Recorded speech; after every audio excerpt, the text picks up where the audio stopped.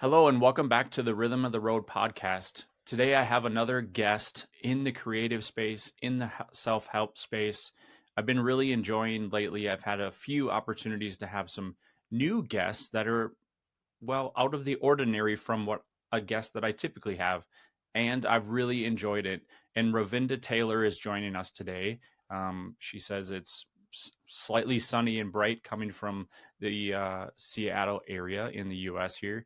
It's finally above 50 degrees here in the Midwest in Minnesota. So I'm a bit grateful for that. Linda is an author and a researcher. She has a radio show that is talking about self help and how we can be really intentional around how we take action around that. So, welcome, Ravinda. Thanks so much for having me on the show, Jeremy. I'm looking forward to a great conversation. I'm very much into not so much, it is self-help, but it's from very much a scientific perspective.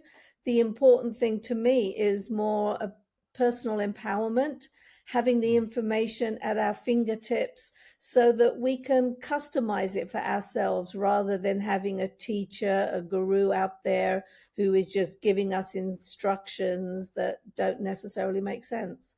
Sure. How do you, now you have my interest really peaked, and you had it peaked before we hit the record button. So, tell me that difference because you named it really well, like having that data and that information rather than just someone telling us something that they too might have only learned in a given space. The self-help industry at large, they frequently will offer lots of tools and techniques, and the tools and techniques can have validity to them, but they don't share the why behind it all. So take, for example, the law of attraction. I Mm, do not believe it's a law, but there is a great deal to be said for, where you put your attention. What you pay attention to is what you're going to see. And so if you expect always to be unlucky, then when opportunities arise, you just don't see them. But the law of attraction has this philosophy of ask, believe, receive. hmm. And then if you're not successful at it, the teachers of it will tell you, well, you didn't do it enough. You didn't believe enough. You're supposed to believe and then let go. They don't explain to you why you don't believe.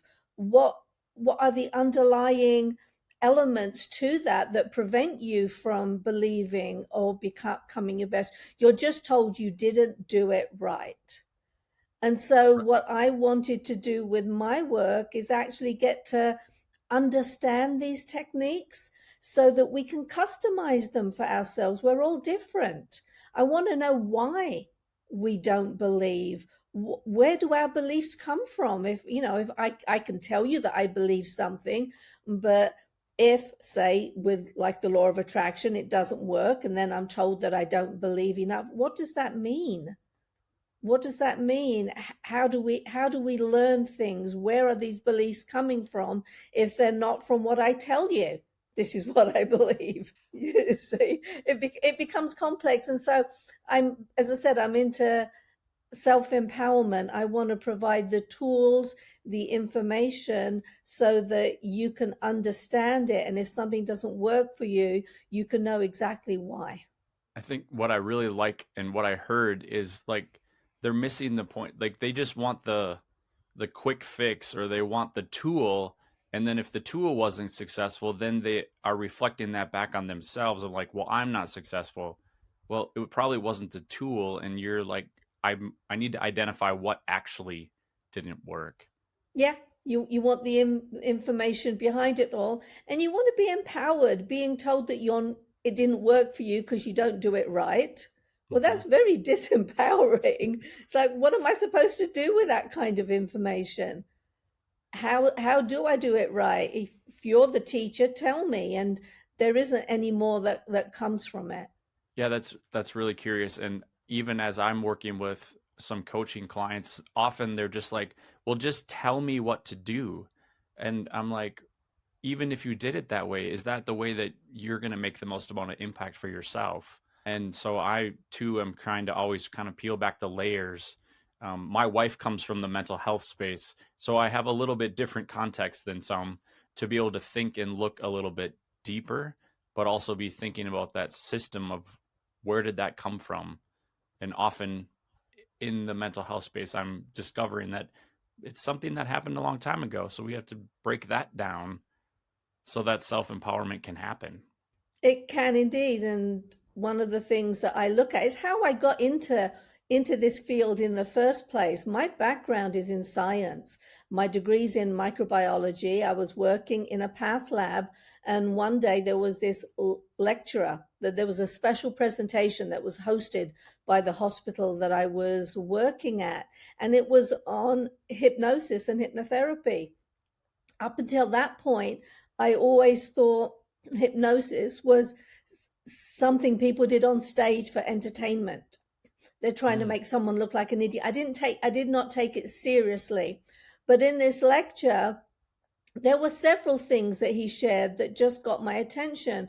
But one in particular was a story of a woman who had a pain in her arm. She'd had a pain in her arm for a long time, a decade or so. She had seen all the doctors, all the specialists, and they hadn't been able to find out what was causing the pain in her arm. Under hypnosis, the hypnotherapist took her back to the triggering event, and she remembered an emotional event. It wasn't something I believe that she had actually forgotten about, but it was a past event. It was an old trauma. mm-hmm. Um, After the hypnosis session, she goes home, and the following day she calls the therapist back up and says the pain has gone. It had actually gone immediately, but she hadn't believed it, so she had waited until the next day to call him. And this idea that an old trauma, something way back in the past having effects on the reality that we experience today, down to something as physical as a deep pain. That just fascinated me. So I went from that. I underwent hypnotherapy myself, discovered fascinating techniques like hypnotic drawing, hypnotic writing. The process is really intriguing. So fascinated by that, I went on and did a 3-year course in hypnosis and psychotherapy.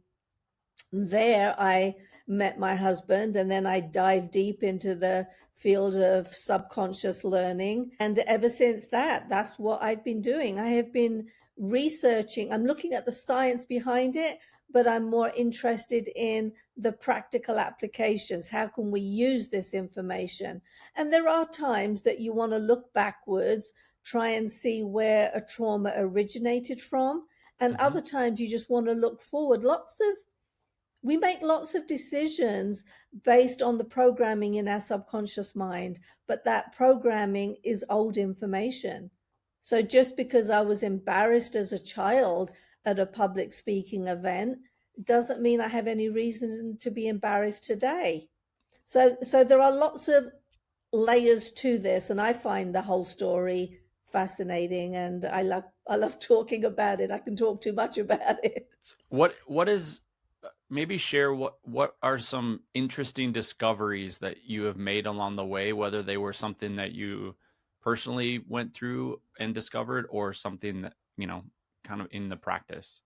That's a big question, Jeremy. There is so much. I can tell you that I have used all the tools that I teach. I have used them all in my own life. I'm the first guinea pig.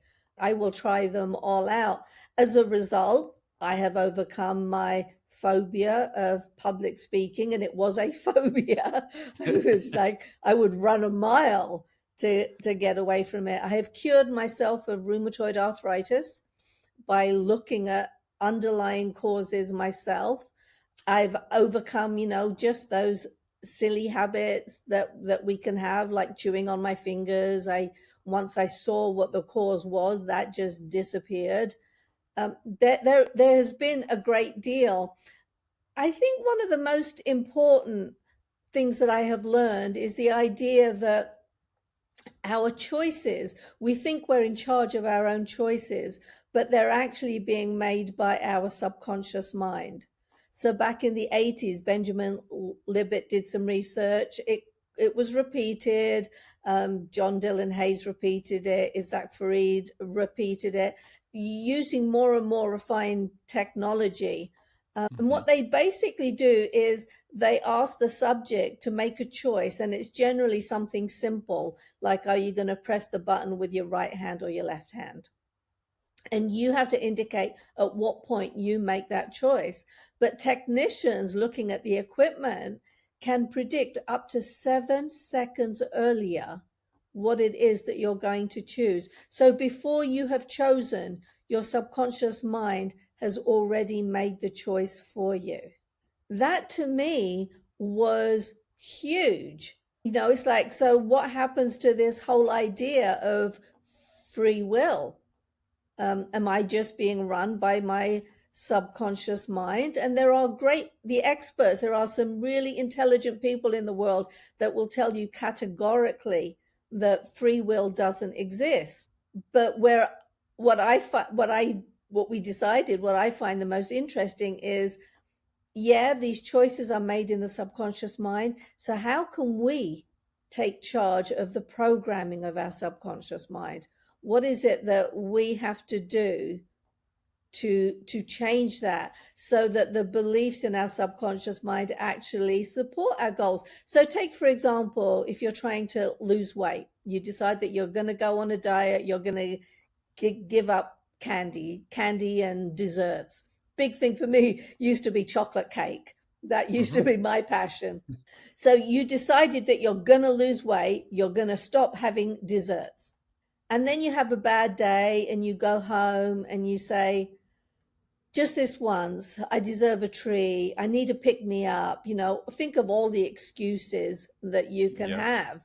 You're actually sabotaging your own outward desire to lose weight. Why is it that you can't stick to the diet? And it's not only, that additional treat. Diets are notoriously hard to stick to.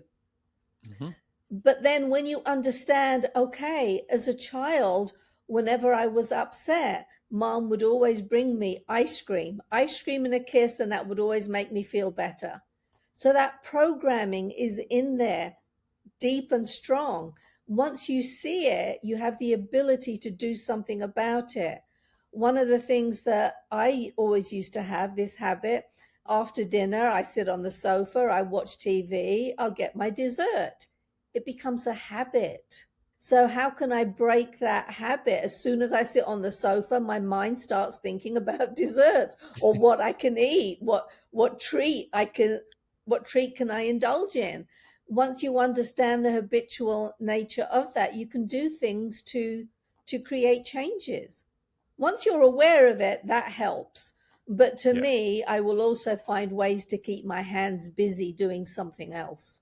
So was that your cure? Because I'm really curious because I may or may not have that similar sit down in the couch after dinner and probably want that treat as well. So maybe you can help me right here, right in the real moment. Be aware that it's a case of neurons that wire together fire together. Or I should say, neurons that fire together wire together, if I can get that the correct way around. But it's the association. You've created this association that when you sit on the sofa, you are going to indulge. So it's going to take some conscious effort to break that association. For Mm. me, what I did, and this can sound really weird, but I'm not an artist. I cannot draw to save my life. But I came across this book that talked about teaching you to draw in 30 days, and you have these different exercises each day. So what I did was, on the sofa, the table beside it, I had this book, I had my little art book, I had my pencil. I'm watching TV, but I'm also working through this book, and they're just really simple. I mean, I promise you, it has to be really basic for me. Hmm. But it was incredible the progress I made, and it became exciting. It became exciting because I was actually doing something productive, and my mind went away from thinking about what to eat. But you have the association of dessert. Stop and think. Are you really hungry? Question yourself. Are you Sure. really hungry? Do you really want something that's sweet and indulgent? How about some fruit? I have replaced my craving for desserts with having fruit. That's what I did. I simply replaced it. I will have grapes. Grapes, Mm, you get that pop of sweet. It assuages that push for the dessert, mhm. and it feels good. So just be aware that you've created these habits, so therefore you need to create different habits. And being aware of it, the other thing that you can do, and this applies to memory as well, all of these things, it's like a spider web. It has effects in different areas. So people will often say that I can't remember things, I don't remember things as well. You can create an association. You can say, okay, I'm aware I sit on the sofa and I'm going to want dessert. So I'm aware of it. As soon as that thought comes into mind, I'm going to remember it's just an association, and I'm going to remind myself I don't really want the dessert. So you have this, as soon as this happens, I will remember. Sure. That works for the diet, but it works for everything. If you want to remember to tell your partner something, you can tell yourself, as soon as I go down the stairs, when my foot hits the bottom step, I will remember to tell my partner XYZ. And you'll be amazed how well that works. You just tell yourself beforehand, when this happens, I will remember this.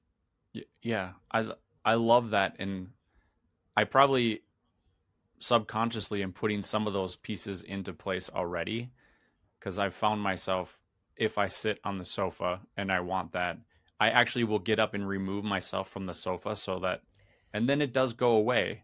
So there's a part of me that's already starting to forget that. But the memory thing, that has me curious, and now I want to try it because as I'm getting later in life, I find some of those, I need to tell my spouse something.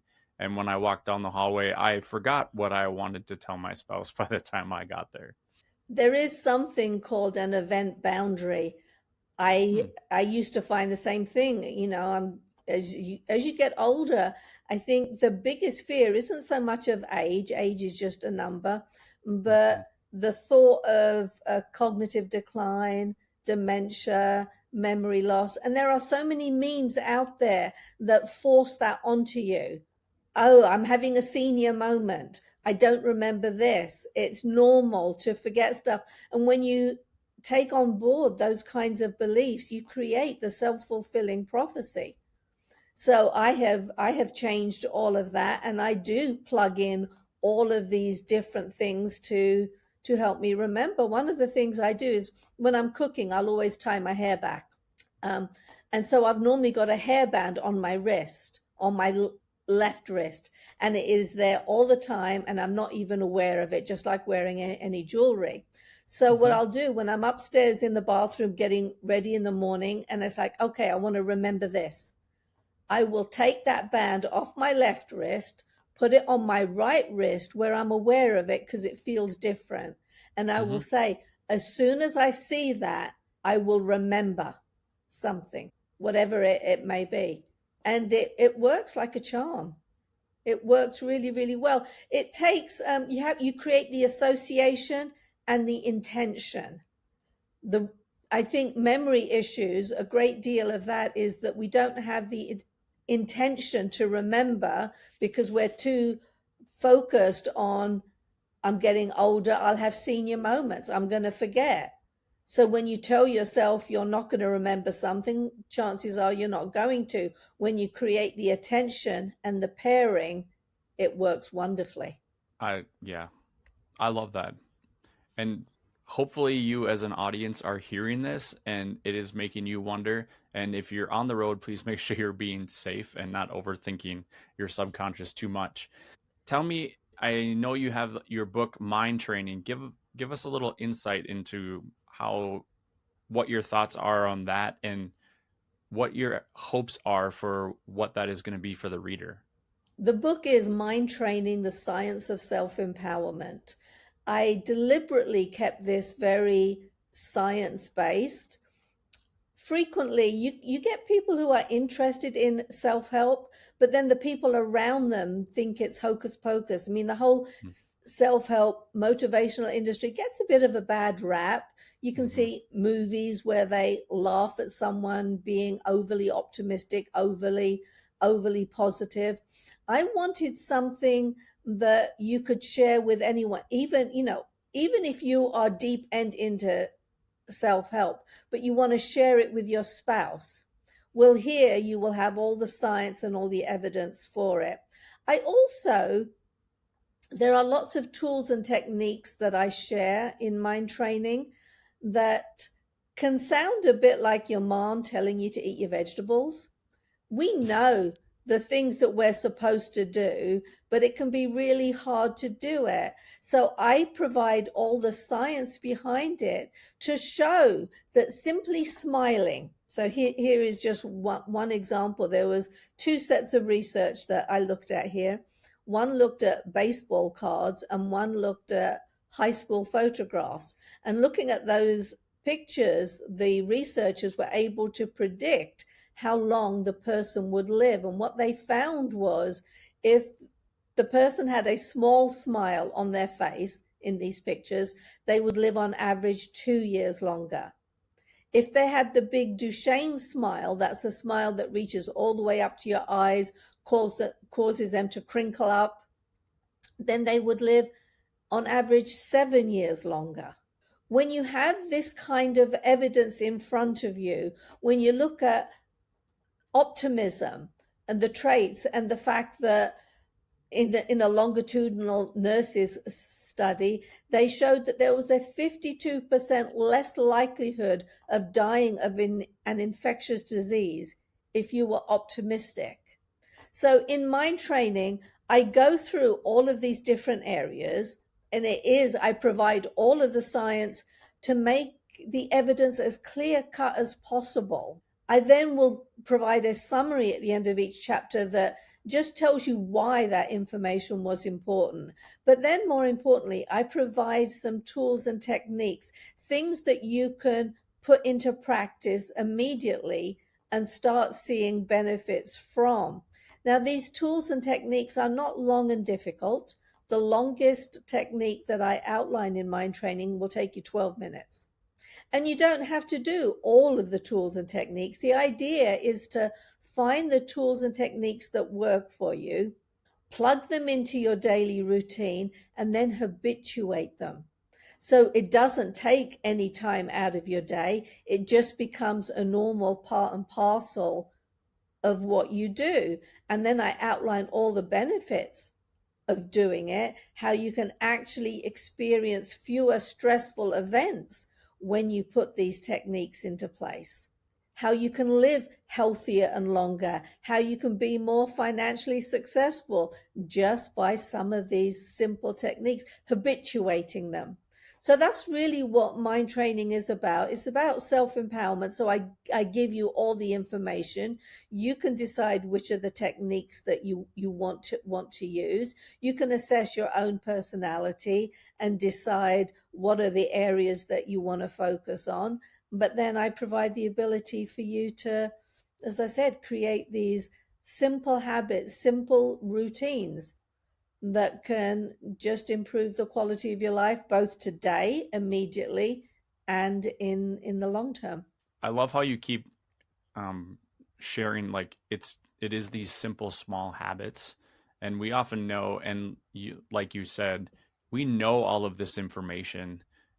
I mean, arguably there's more research and more information out there available on all of these things, but I think sometimes, and I haven't read the book yet, but I can tell you I'll be ordering it and make sure that I get my own copy because now I'm overly curious, because sometimes even myself, people are like, I don't know how you stay so positive, or you can always be just thinking optimistically.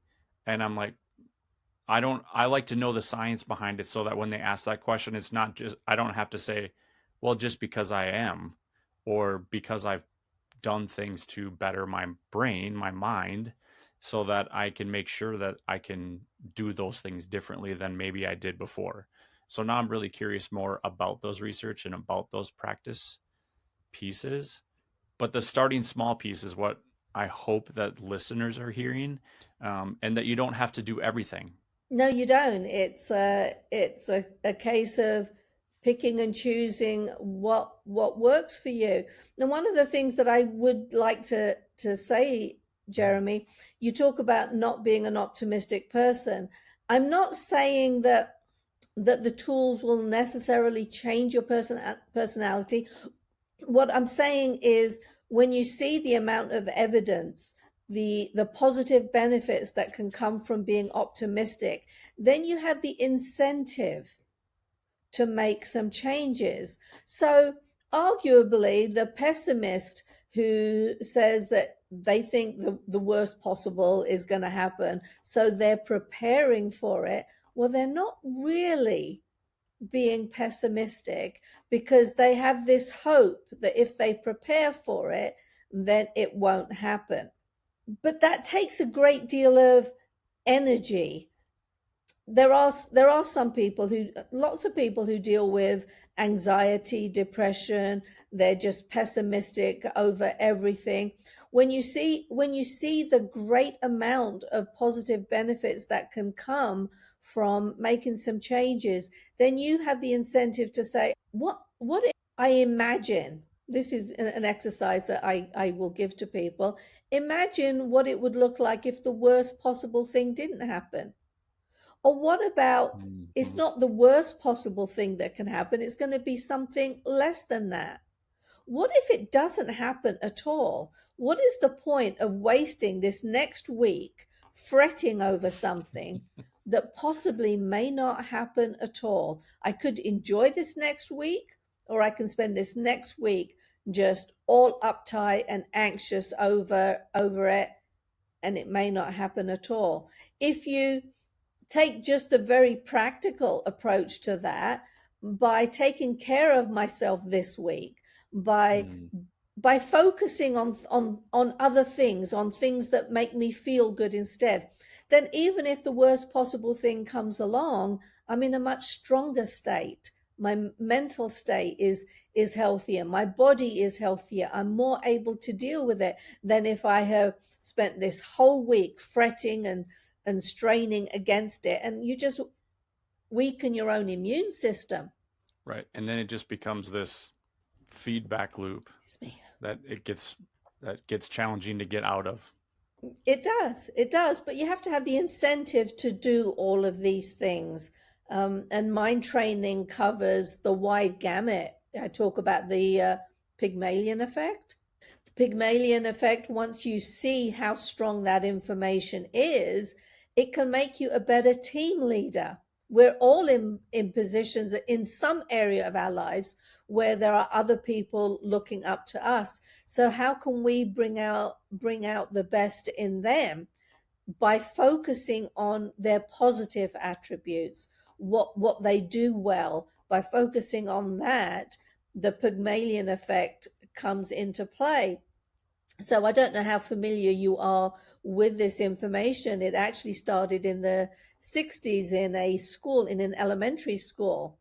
And what they did was they gave all the students a test, but they told the teachers that the test was something different. They gave it a really fancy name, so it sounded technical and impressive.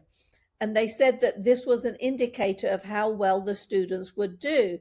And these certain students had done particularly well, so they were expected to thrive. And what they found was that the children who the teachers had been told would do well, they did well. They got like a 15% improvement over everybody else. Imagine you've got a child going to school and they did 15% better. You'd be thrilled. We'd all be thrilled Hmm. doing that much better. What they found was that it was the kids in the first and second grade who did the best. The third and fourth grade, they didn't do as well. And some of the arguments about that was to do with, by the time a child is in third and fourth grade, they've got an idea of their own abilities, so they're not going to be influenced by the positive interactions of the teachers. Whereas when a child is first coming in, They're anxious to please. And if they're getting Mm.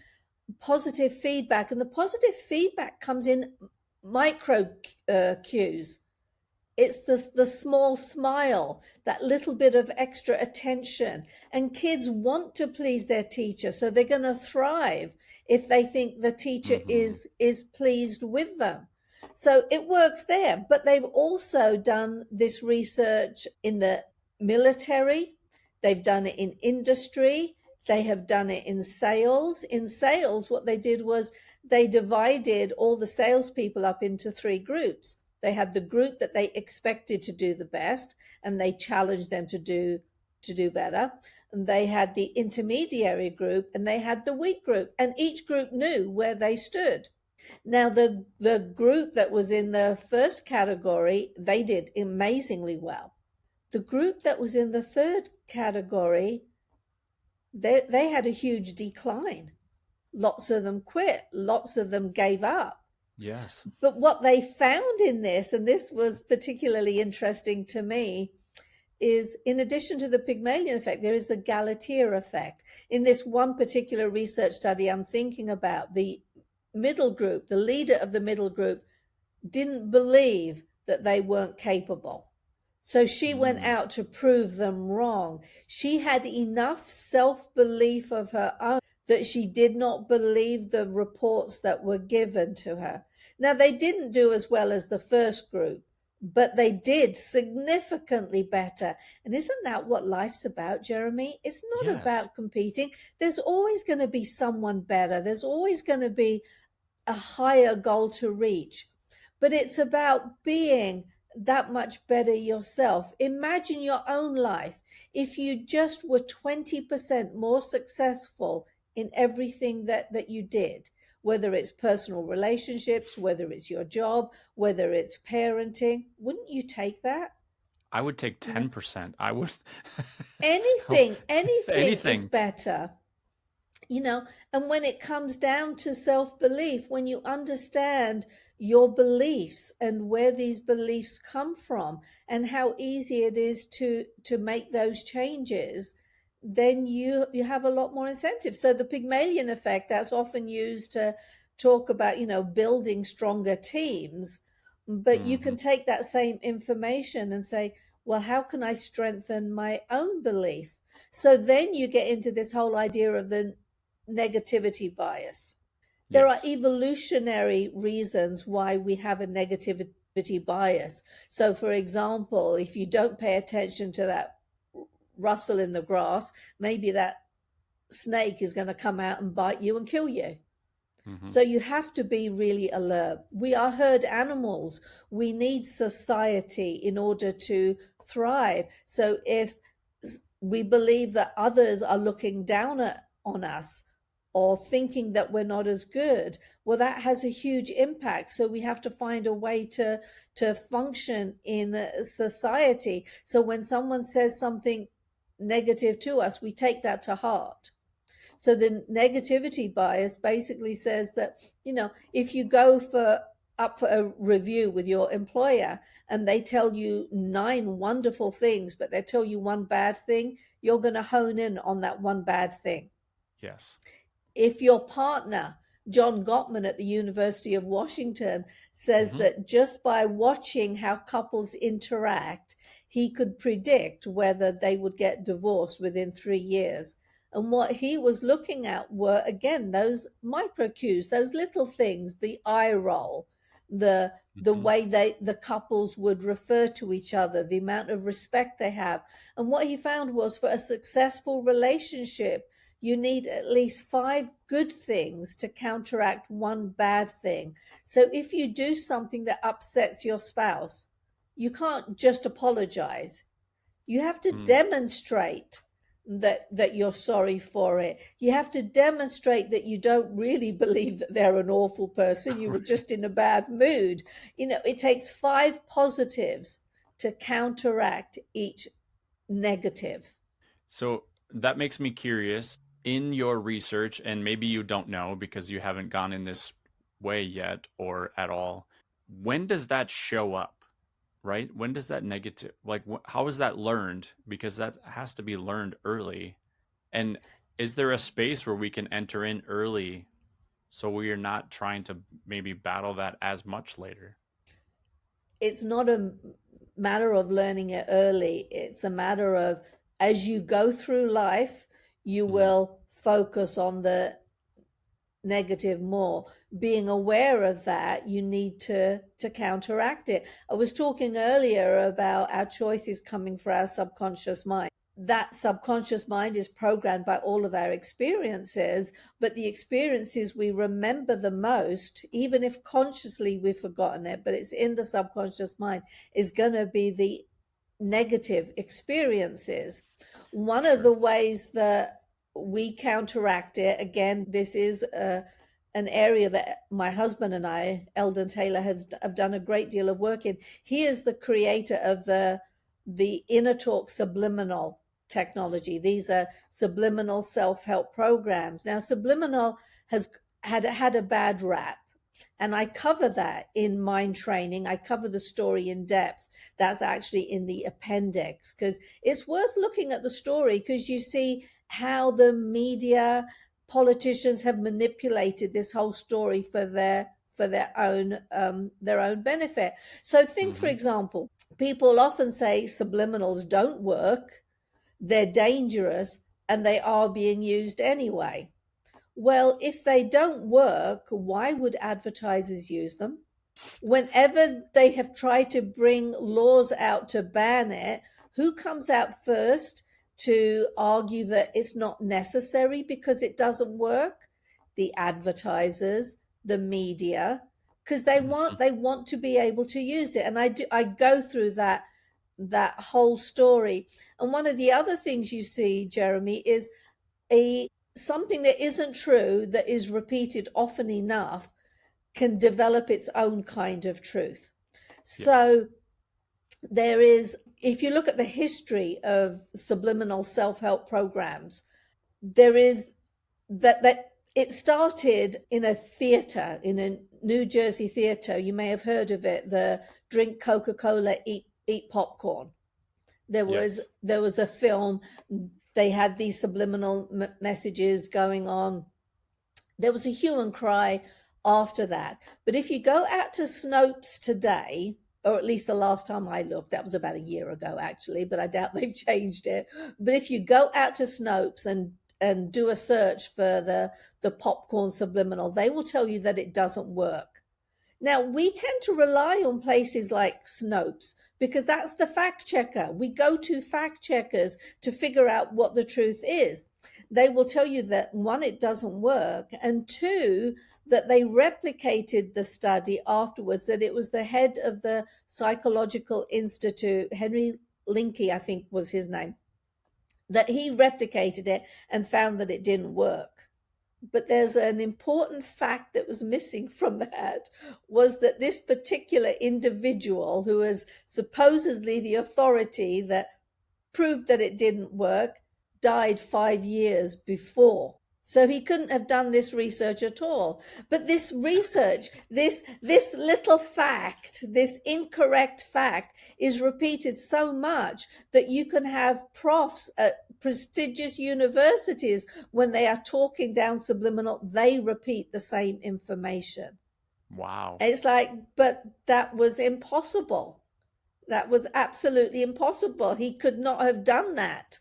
And that there are lots of layers to it. But to bring it back to the practical, the positive area, my husband is the creator of the Inner Talk subliminal technology. It is a patented technology, so it's totally different to anything else out there. It is the only such technology that has been researched by numerous independent universities and institutions and been demonstrated effective. It's effective at priming how you talk to yourself. So think about it, Jeremy. If you're having a bad day, which Hmm. we all have at some point, we talk to ourselves constantly. What kind of self talk are you going to be having? It's going to be along the lines of, I hate my life. I'm no good at this. I'm tired. Things always go wrong for me. I'm fed up. Now, if you can replace that self talk with positive affirmations that go along the lines of, I'm happy, I can do this, I've got this, life is good. You cannot be depressed at the same time. It is Hmm. physically impossible. So our self-talk comes from our subconscious mind.